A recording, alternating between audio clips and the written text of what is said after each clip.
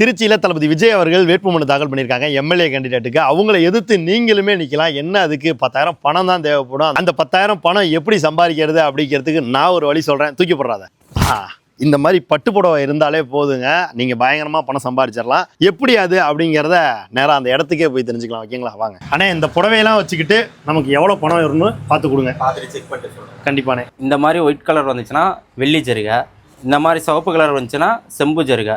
இது நம்ம வெயிட் போட்டு கிலோ கணக்கில் எடுத்துக்கலாம். இது எவ்வளோ ப்ரைஸ்ன்னு பார்த்துட்டு சொல்கிறேன். 2 புடவை ஒரிஜினல் எடுத்து வந்திருக்கீங்க.